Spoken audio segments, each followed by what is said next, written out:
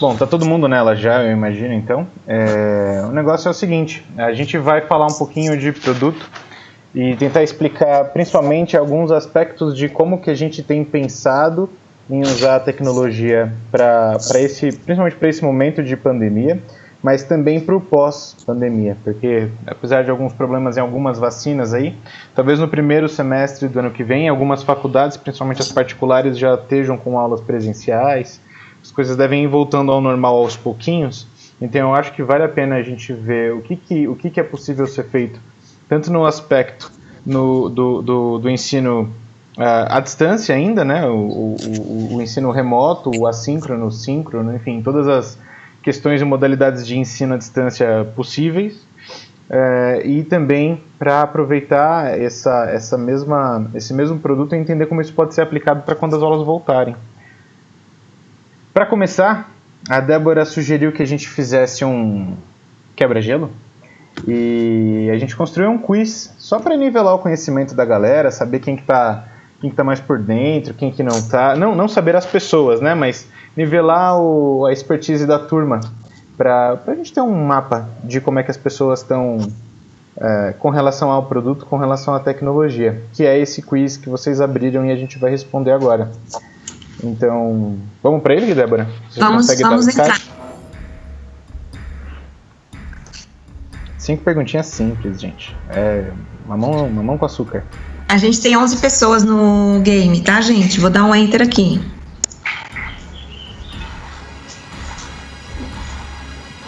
O Atrio Laboratório de Anatomia e Realidade Virtual da MedRoom está disponível em...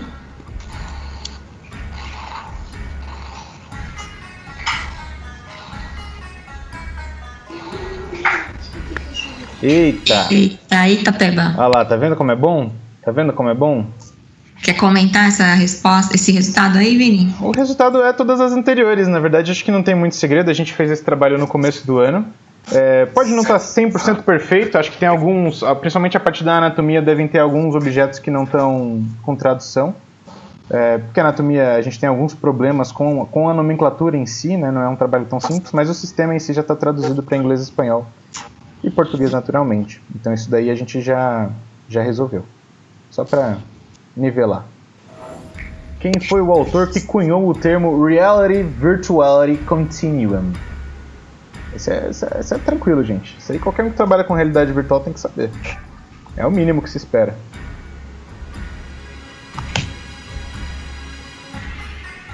Fico nervosa com o tempo, chutei. Muito bom, velho. Não, eu quero saber quem respondeu certo, porque só uma pessoa chutou certo. Vini, fala que você entrou com outro nome aí, só pra você responder mais rápido, que eu sei. Eu não entrei. Não estou, tanto que tem 10 pessoas agora e eu tô fora da competição. Mas foi o Paul Milgram mesmo que cunhou esse termo. Esse termo ele só diz respeito às coisas que são virtuais ou reais. Isso não é binário. Primeiro projeto MedRoom customizado para a indústria foi feito para a... Eu queria muito sons de músicas de suspense. Fica aí um aprendizado pro próximo Com certeza. Ora! 4 acertos. Foi pra GE Healthcare mesmo, gente. Não tem muito segredo também. Foi um trabalho que a gente fez pra GE em 2017 para a Jornada Paulista de Radiologia, onde a gente reconstruiu um equipamento de ressonância deles, o Signa Explorer. E a gente tinha que explicar como funciona o serviço de upgrade dessas máquinas de ressonância. Muito caro, inclusive.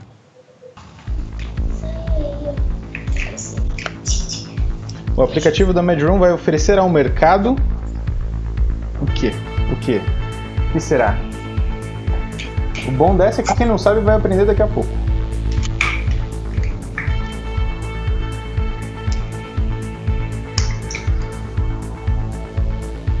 Nice. Quase unânime. Essa aqui eu vou deixar para comentar durante a apresentação, porque eu vou explicar por que são todas as anteriores.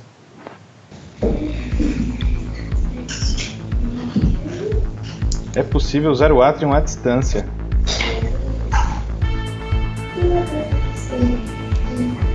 Será que é?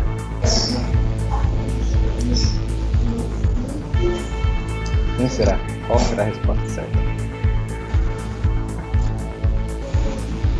Sim, é possível. 2 pessoas colocaram que não. Será que não é mesmo? Será que não é mesmo? Descobriremos nos capítulos a seguir. Bom, vamos lá. O negócio vou compartilhar a minha tela agora. O que a gente vai conversar aqui? É aquilo que eu comentei, né? Eu quero comentar um pouquinho sobre como é que a gente vai colocar e como é que a gente vai trabalhar com realidade virtual aplicada ao ensino à distância e como é que isso vai sobreviver depois do ensino à distância, porque, de novo, a gente vai voltar. A gente sabe que não tem dado tão certo assim o ensino à distância, principalmente para o pessoal da área da saúde. Falta bastante ferramenta, falta bastante interação, enfim, acesso a coisas que a gente tinha no ensino presencial que não temos mais. E eu quero comentar um pouquinho do que a gente consegue fazer. E aí, mais para o finalzinho, a gente abre para uma conversa. O professor Luiz Otávio da Unifesp está aqui com a gente também. Eu queria que ele pudesse depois também comentar um pouquinho do que ele tem visto, quais são as dificuldades que ele tem observado, se possível, professor. Só para a gente poder trazer isso que eu estou apresentando para um cenário factível, né? Porque isso aqui é a ideia da MED. Então, o que a MED Room quer fazer? É o que eu vou apresentar agora, mas o que o mundo real quer talvez não seja a mesma coisa. Então, acho que é bom a gente ter essa discussão com todo mundo que está aqui, porque todo mundo tem esse contato de alguma forma com a tecnologia e o mercado em específico. E aí, para explicar isso que eu estou me propondo a contar para vocês, eu vou dividir essa conversa em 4 partes, que é o porquê que a gente usaria isso, o que é isso que a gente está usando, como que isso que a gente está usando é feito e aplicado, e mais importante, talvez, que todos os outros, é o quando isso é aplicado, porque construir um produto muito legal e incrível não é fácil, mas assim, colocar ele para funcionar com certeza é mais difícil do que construir, que é você realmente fazer as pessoas entenderem para que ele serve, quando que elas deveriam usar isso, quando que isso se aplica. Eu, enquanto professor, eu tenho que entender de uma tecnologia nova, eu tenho que entender de realidade virtual, em que momento da aula eu tenho que usar isso, ou eu tenho que usar isso, de fato, não dá para fazer de outro jeito. Enfim, tem várias questões dessas que a gente precisa se preocupar com, e eu acho que essa parte do quando vai ser bem relevante para entender todo esse cenário, até porque as primeiras perguntas eu acredito que a maioria do público aqui já está mais familiarizada com. E a gente começa com o porquê. Na média, a gente sempre diz, né, que a gente faz esse trabalho para tentar aproximar os usuários do aspecto orgânico das coisas. Então, quando a gente fala de simulação, a gente fala de prática, geralmente a gente vai falar dos bonecos simuladores, a gente vai falar de cadáver, a gente vai falar de uma série de peças, de uma série de ferramentas que elas são muito úteis, que elas têm a sua função, mas ela tem um aspecto que se perde, que é a organicidade daquilo, porque aquilo foi se deteriorando. Talvez o pessoal da Unifesp lá com o Luiz Otávio seja quem mais tem acesso a isso, porque eles trabalham com cadáver fresco. Então as peças estão muito bem preservadas ainda, mas não é a realidade da maior parte das faculdades, não é a maior parte das pessoas que têm acesso a esse tipo de conteúdo. Então a gente tenta trazer com a tecnologia a possibilidade de conectar o usuário com a experiência de trabalhar com a coisa orgânica. Por isso que a gente tenta ser o mais realista possível, por isso que a gente coloca uma série de ferramentas ali dentro para que você se sinta diferente enquanto trabalhando com aquela peça. É para sentir, é para ver a mesma coisa que é na vida real? Não é esse o objetivo. O objetivo é que a gente consiga trabalhar a imersão e, por imersão, a gente consiga brincar com a fisiologia do aprendizado mesmo. Então, se você se relaciona com o conteúdo de uma forma diferente, a nossa expectativa é que você consiga aprender de forma diferente. Se é melhor ou pior, a gente tem que fazer um estudo ainda para garantir. Mas o que tem em literatura é que é melhor. Então, é nisso que a gente tenta apostar, na imersão, no realismo, em você vestir os óculos e sentir que aquilo é uma coisa que existe, para você conseguir aprender de uma forma mais rápida, né, otimizar a curva de aprendizado e lembrar disso por mais tempo, que é reter o aprendizado. Então isso tem algumas coisas publicadas em cima disso já, se vocês quiserem a gente pode conversar e compartilhar sobre o assunto também, tem alguns artigos que eu sempre tenho guardados para a gente discutir essas coisas. E aí, beleza. queremos conectar as pessoas com as peças, queremos conectar as pessoas com o aspecto orgânico. Como é que a gente o que a gente usa para fazer isso? E aí não é simplesmente sair construindo ferramenta à torta e à direita. Então o negócio tem que ter método. A gente tem que enxergar o que precisa acontecer para eu atingir esse objetivo de, beleza, eu estou trabalhando com uma coisa orgânica. E para a gente, o que a Medjourney foi descobrindo ao longo dos anos precisamos nos apoiar em 3 grandes pilares do ensino em saúde. O primeiro deles é a anatomia. E a anatomia aqui, talvez não tanto no termo acadêmico da coisa, de anatomia descritiva topográfica, mas com certeza baseado nisso, ela entra como a forma das coisas. Eu tenho que saber identificar uma geometria anatômica, eu tenho que saber identificar um objeto, um órgão, um sistema, um tecido, eu tenho que saber onde ele começa, onde ele termina. Eu tenho essa questão que é literalmente questões relativas à forma que eu preciso me preocupar com. Então eu preciso dessa base para ter o orgânico, para ter o conhecimento correto no final das contas. Mas não só a anatomia é necessária para o orgânico, como também a fisiologia. Então isso é uma coisa que a gente ainda trabalha timidamente, não tem tanta coisa, mas que a gente sabe que faz muita diferença, que é, por exemplo, o coração batendo ou o pulmão respirando. As formas, elas têm função também, e não é no sentido teleológico da coisa, eu sou biólogo, eu não posso nunca falar isso, mas elas quando funcionam, impactam outros tecidos e outras estruturas. Então isso é bastante relevante também, até para dar sentido para o aprendizado anterior, né? Então a gente vai começando a colocar uma coisa mais aplicada e mais conectada, a gente vai conseguindo conectar e consolidar o conhecimento de uma forma mais otimizada também.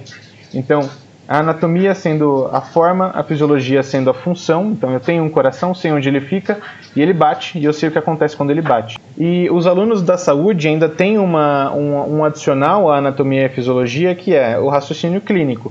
Então eu sei onde fica o coração, eu consigo identificar e descrever um coração, eu consigo entender como um coração funciona, só que esse que está aqui na minha frente não está funcionando. O que eu preciso fazer?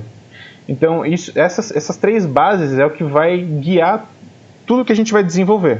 Então, a gente sempre vai desenvolver produtos pensando nesses 3 pilares. Então, esse é o nosso o quê? O que a gente está fazendo, o que a gente está querendo construir. Os produtos podem variar, vocês vão ver que a gente tem alguns, só que eles sempre vão estar tentando conectar esses 3 pilares, esses 3 cenários de alguma forma. Talvez em experiências a gente faça melhor uma parte do que outra, mas em outras experiências a gente consiga fazer outra parte, dar mais enfoque, enfim. A ideia é construir um ecossistema de interação que conecte essas experiências que eu comentei, esses pilares que eu comentei. E aí, como que a gente faz isso? Eu tenho o conteúdo. Como que a gente entrega esse conteúdo? Reality Virtuality Continuum é um termo que ele existe de verdade. Ele foi cunhado lá em 1994, está ali na referência, pelo Paul Milgram, e ele diz respeito ao seguinte: realidade virtual, realidade aumentada, realidade mista, realidade real, essas coisas são todas pontuações de uma escala. Elas não são, isso não é uma coisa binária, isso é um range, isso é um contínuo. Então, assim, eu posso ter uma realidade virtual que não é uma realidade aumentada, não é uma realidade virtual, o mais virtual possível. Ela é uma coisa que está entre os dois. Ou então eu posso ter uma realidade que não é a realidade real, não é o mundo real, mas que tem aspectos virtuais e que vai ser uma realidade aumentada ou uma realidade mista. O relevante aqui é entender o seguinte: tem motivo para se usar realidade virtual. E a gente escolheu realidade virtual para fazer esses treinamentos por alguns motivos. O principal deles é a questão da imersão. A realidade virtual, quando você veste os óculos, você está em outro mundo. Você está literalmente em outro ambiente que é 100% virtual. Então isso é o mundo virtual nesse contínuo. O mundo real é você no mundo real sem nenhum outro artifício virtual na sua imagem. Diferente da realidade aumentada, da realidade mista, esse tipo de coisa.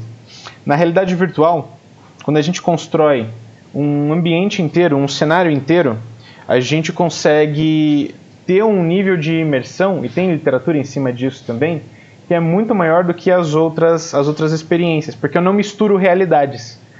Como eu estou dentro da mesma realidade, eu não preciso fazer um objeto que é 100% fotorrealista, não preciso fazer um paciente virtual com um shader perfeito, nem nada disso, ele só precisa estar consonante com o ambiente onde ele está inserido. Isso já traz um sentimento de realidade e imersão muito maior do que se a gente misturar contexto, misturar 2D com 3D na mesma experiência.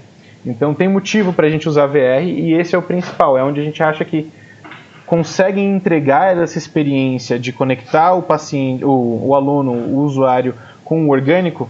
A realidade virtual parece a melhor tecnologia para isso hoje. Então é por isso que a gente vai com o VR. O VR, vou comentar bem rapidinho também, ele tem a gente consegue ir dividindo essas tecnologias em várias vertentes, né? Então, assim, o VR ele tem pelo menos duas principais, que é o 3DOF e o 6DOF, o 3 Degrees of Freedom e o 6 Degrees of Freedom. Quem já usou VR sabe que o nosso você pode não só olhar em volta, né? Você veste os óculos, olha em volta, isso é permitido de um eixo XYZ, mas você também consegue avançar no eixo. Então eu consigo ir para frente e consigo ir para trás. Eu tenho 6 degraus de liberdade. Quando a gente faz uma experiência com um óculos de celular, por exemplo, eu não tenho essa liberdade. O celular está limitado a me prender ali no marco zero do meu eixo XYZ e eu só consigo olhar em volta, não consigo aprofundar em um eixo. Então a gente vai optar também pelo 6DOF, porque isso traz mais imersão, isso traz agency, que é um dos aspectos de gamificação que talvez seja um dos mais importantes, que é você fazer as coisas e ser responsável pelas suas ações. Então isso traz uma sensação de imersão muito maior do que a gente simplesmente contemplar o ambiente à nossa volta. Não que isso não tenha função educativa, tem. Só que para o que a gente está querendo alcançar, o 6DOF parece o melhor caminho a ser seguido. E aí a gente começa com o produto, efetivamente. O Atrium, a gente tem como um laboratório de realidade virtual, onde você veste os óculos e tem um paciente ali na sua frente para você explorar, como se você estivesse trabalhando com um corpo de verdade. A gente tenta trazer, de novo, o mais realista possível, sem ser o real necessariamente, porque todo o tecido é irrigado por sangue, então assim, vai ficar tudo vermelho. E a gente acaba perdendo um pouco de informação. Mas ao mesmo tempo a gente não vai deixar ele didático, tão didático quanto um livro ou um manequim, porque a proposta é justamente ficar no meio do caminho. A proposta é ficar entre a teoria e a prática, não substituir nenhum dos dois, mas fazer uma ponte um pouco mais eficiente, deixar essa transição de teoria e prática um pouco mais suave. E para isso a gente não coloca, por exemplo, o sistema nervoso amarelo, ou então as veias azuis, ou o sistema linfático verde, porque essas coisas elas quebram o realismo. Como eles não parecem que estão dentro do contexto, a gente deixa muito colorido, muito vibrante, isso quebra um pouco do aspecto e aquilo deixa de parecer uma coisa de verdade, aquilo passa a parecer um manequim, um boneco. E isso também influencia nessa imersão que a gente comentou. Então, produtos que a gente vende para as faculdades, já tem 20 faculdades aí com realidade virtual instaladas, que tem o Atrium instalados. E, de novo, basicamente a função aqui é a gente conseguir conectar o aluno com a anatomia de um paciente o mais orgânico que a gente conseguir construir, o mais realista que a gente puder construir. Falamos lá no comecinho das aulas se o Atrium poderia ser usado à distância. Ele pode. O professor Luiz Otávio, que está aqui com a gente, inclusive, foi o pioneiro nessa aplicação. E ele levou o óculos de realidade virtual para casa, que eles têm lá na Unifesp, vestiu e deu uma aula, transmitiu no Zoom. Os alunos viram a aula, assistiram a aula, acho que a maior parte dos alunos gostaram bastante da experiência, a gente teve feedbacks muito bons, feedbacks de melhoria sempre, mas majoritariamente feedbacks positivos. E isso tem se repetido em outros lugares também. A gente tem visto outras instituições, outros professores tomando interesse em, quando eu visto os óculos, eu posso transmitir o que eu estou vendo na tela, assim como eu estou transmitindo essa apresentação para vocês. E isso não é nenhuma feature específica da MediRoom, isso é só uma possibilidade tecnológica, porque a gente construiu de um jeito que quando você executa o jogo, ele aparece na tela, para as pessoas poderem ver o que você está fazendo, te guiarem se necessário, para a gente poder enxergar o que a pessoa dentro do óculos está vendo. E quando eu transmito essa tela, quando eu faço um streaming, quando eu faço uma gravação, esse conteúdo está lá também. Então isso acaba ajudando o professor a ter material para a sala de aula, a deixar a aula um pouco mais ativa, talvez, engajadora, porque é crueldade pedir para o professor competir com o youtuber, né? Então assim, você está em casa, você tem um cara que fez pós-produção no vídeo, que tem luz correta, que tem um monte de coisa que vai fazer aquele vídeo ser assistido por mais tempo, tem um roteiro que foi feito para pegar a audiência. Então é meio cruel assim uma videoaula com PowerPoint competir com o conteúdo que está à disposição na internet hoje. Então a gente consegue, pelo menos minimamente, oferecer para o professor e para o aluno uma experiência diferente de ensino à distância quando a gente usa esse tipo de ferramenta. E para rodar isso, a gente usa hoje majoritariamente laptop, né, notebooks de alta performance. Tem motivo para a gente usar equipamentos caros, as pessoas podem ainda ter dúvidas do porquê, mas realidade virtual, com todo esse tipo de interação, 6DOF, com um grau de realismo alto, poligonagem de modelo alta, todas essas coisas vão precisar de um sistema que aguente isso. E é basicamente uma necessidade muito grande de placa gráfica, né, de GPU. E aí a placa não é nada barata, o equipamento acaba ficando um pouco mais caro, mas a gente baliza isso para não ficar tão caro quanto equipamentos que você precisa de encomendar para a NVIDIA, um equipamento de $20 mil. Não é esse o objetivo. A gente vai trabalhar dentro de um range de equipamentos comerciais, que são fáceis de usar e instalar, por isso que a gente usa o Rift, não o Vive, por exemplo, porque ele é muito mais fácil de instalar e tem tanta qualidade quanto, é mais barato também. A gente vai tentar trabalhar sempre no limite do equipamento comercial para conseguir entregar essas experiências de forma fluida. Uma experiência de VR que não está no equipamento que aguenta, você vai virar a cabeça para o lado assim, a imagem vai ter um delay para acompanhar o seu movimento. Isso é 2 para você ficar enjoado, vomitar, atacar labirintite. Então não dá para brincar com essas coisas, porque isso realmente faz o usuário passar mal. E quando o usuário passa mal, a chance dele voltar a usar é bem baixa. Então isso é o que a gente tenta evitar ao máximo, por isso o equipamento que a gente precisa utilizar, não é tão específico, mas ele tem seus requisitos aí bem altos. E aí tem a pergunta do quando, que é, beleza, e quando que a gente usa isso? Quando que um professor usa isso? Quando que um aluno vai ter acesso a isso? Esse quando a gente já tem algumas respostas para o presencial, que é o que a gente tem vendido até o começo desse ano, que são os modos diferentes de aplicação de VR dentro da faculdade, que são aqueles onde as faculdades têm poucas estações e os alunos usam mais para consulta. Não tem uma aula efetivamente sendo dada usando o VR. Tem aqueles que estão em bancadas, então os alunos se dividem numa bancada onde tem material e um dos materiais é a realidade virtual. E tem aquele método onde realmente é uma sala de aula, como acontece lá na Estácio, na Unifaminas, onde os professores podem levar uma turma inteira para ter uma aula com realidade virtual especificamente. Isso para o presencial. Mas e agora? E para o ensino à distância? Como é que essas coisas ficam?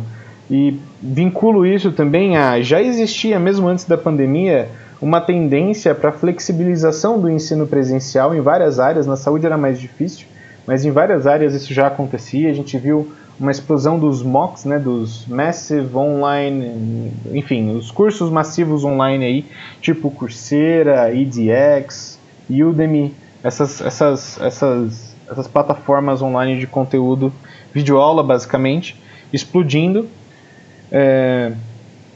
Então já existia uma tendência desse ensino ser descentralizado, né? Sair do presencial exclusivamente e ir para outras mídias, para outras formas de entrega. E aí em entregas remotas, né, que é a distância, síncronas e assíncronas, que são onde a gente está aqui nesse momento fazendo uma experiência síncrona, que é ao mesmo tempo o instrutor, o aluno conversando em tempo real, ou o assíncrono, que seria talvez a gravação desse momento para a gente poder assistir isso em momentos posteriores. Então, já existia uma tendência da área da educação a fazer esse tipo de coisa, sala de aula invertida, enfim, tem várias coisas nesse sentido que já eram tendência antes, que a gente está conseguindo explorar mais agora, porque o mundo inteiro virou um laboratório, todos os cursos tiveram que fazer ensino à distância, então vamos testar, vamos tentar construir coisas que vão funcionar para esses universos. Uma delas foi essa adaptação do VR para a produção de conteúdo, para a produção de videoaula, que foi o que o professor Luiz Otávio fez, e que tem se mostrado uma alternativa realmente viável para o ensino à distância, mas isso ainda não é suficiente. A gente ainda é um vídeo, ainda é uma videoaula, ainda é uma experiência sem agency, que depende... como é que eu posso explicar isso? Quando você é um aluno de saúde, e o professor Otávio pode confirmar isso pra gente também, né? Você vai lá ter a aula com cadáver, você entra na faculdade sonhando com isso. E você não tem isso em casa. Você não tem acesso a esse conteúdo, a essa vivência dentro de casa. Isso é super difícil de passar para fora. Tem vários aspectos do ensino presencial que vão ser muito difíceis de externalizar, de colocar em uma tecnologia ou um novo método que vai ser capaz de entregar essa sensação, de entregar esse sentimento.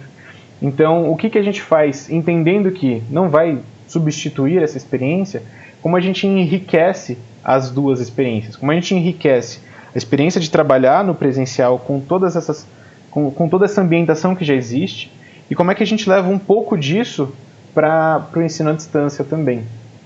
E aí vem as nossas tentativas. Primeiro de tudo, a gente tem que colocar o poder na mão dos usuários. Então, a Medroom não deveria dizer como uma aula deve acontecer, e isso pode até gerar uma discussão bem interessante depois, acho que o professor Luiz vai querer discutir isso eventualmente, que é uma visão de eu vou ter um conteúdo pronto e preparado para o aluno só consumir, esse é o caminho?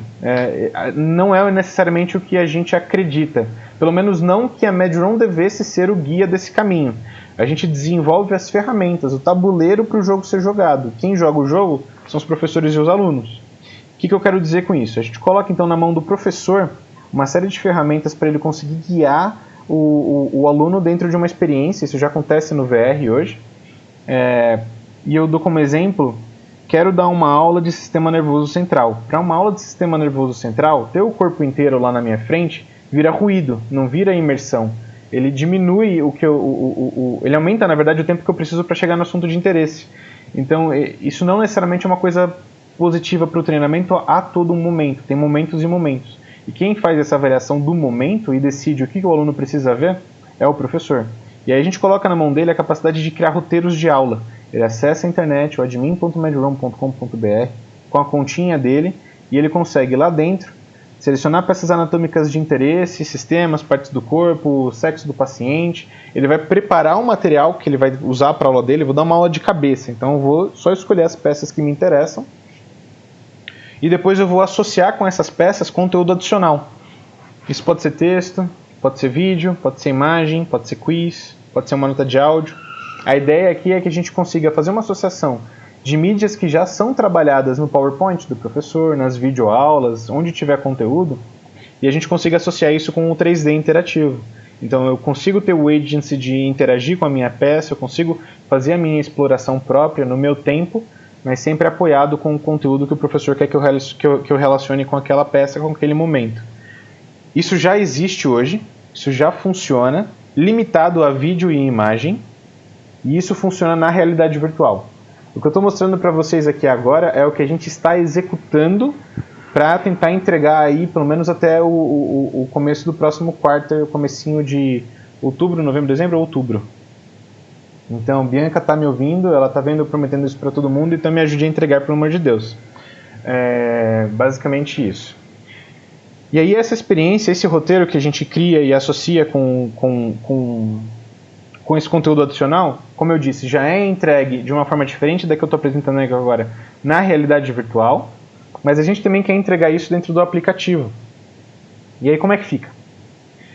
Primeiro, o que a gente fez, em primeiro lugar, vamos transpor o que a gente tem no VR para aplicativo móvel. Então, a gente já está fazendo o app, a gente já tem algumas versões dele rodando com bastante erro ainda, mas estamos caminhando na execução dele, onde a gente vai colocar os pacientes, vai colocar a anatomia, o padrão da anatomia do VR vai ser refletido no aplicativo, a gente vai conseguir corrigir, a ideia é que a gente consiga corrigir o que precisa ser corrigido de forma mais rápida, renomear a estrutura, enfim, conseguir toda a arquitetura de usabilidade e de sistema prevista na realidade virtual, a gente quer ter no aplicativo também.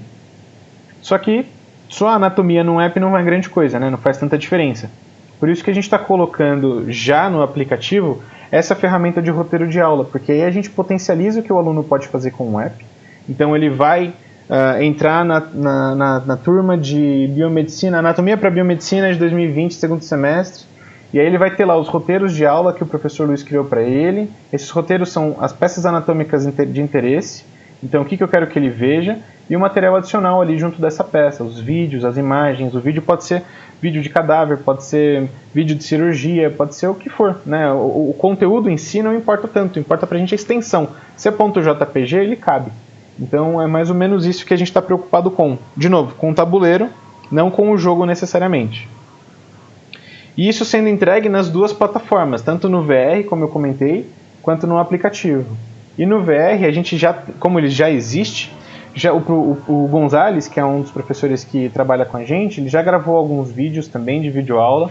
Tem no canal da MED alguns abertos, a gente tem uma plataforma onde vocês podem dar uma olhada em alguns exemplos de vídeos que ele gravou, onde ele usa a ferramenta de roteiro de aula para colocar exame de imagem dentro do VR para ajudar na explicação dele. E aí pensa o seguinte: numa experiência como essa do professor Luiz Otávio, com a experiência do Gonzales usando a ferramenta de roteiro de aula, onde você traz esses exames, você traz esse conteúdo adicional para dentro do VR, transmite isso ao vivo para os alunos num momento de interação síncrono, né? Ensino remoto síncrono. E o professor ele vai usando, vai explicando como aquilo funciona, enfim, vai usando os artifícios que ele tem à disposição dele para dar a aula dele. E o aluno no celular dele consegue ter acesso a esse conteúdo de forma assíncrona, a gente fecha um ciclo.